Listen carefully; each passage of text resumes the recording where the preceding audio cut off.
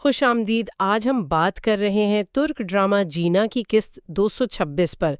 तो किस्त 226 में क्या खास हुआ, जरा तफसील से बताएं। देखें, सबसे अहम तो वो इंकिशाफ था कि बारान उसकी बेटी गुलशा उसकी मौत का जिम्मेदार है। ओह, और सिर्फ कहा नहीं, बाकायदा सबूत लाई।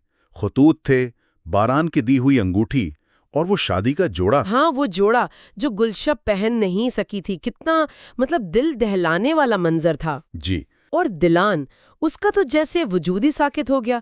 बारान के साथ गई तो सही, पर वो खामोशी। बहुत कुछ कह रही थी वो खामोशी। बारान पूछता रहा मगर जवाब नदारत। मुझे तो लगा जैसे उसका यकीन वो टूट सा गया। बिल्कुल, यही तो असल नुक्ता है। क्या वो सबूत काफी हैं?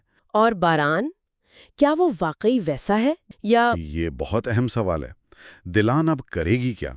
क्या वो बारान से पूछेगी सीधा? से तो उनकी शादी का क्या बनेगा? बहुत नाजुक मोड़ है। बारान खुद क्या करेगा? मोहब्बत, धोखा, राज, इंतकाम, सब कुछ उलझता जा रहा है। अब देखना ये है कि किरदार कैसे इन हालात का सामना करते हैं। और सच कब सामने आता है? जी, तो इंतजार रहेगा किस्त 227 का।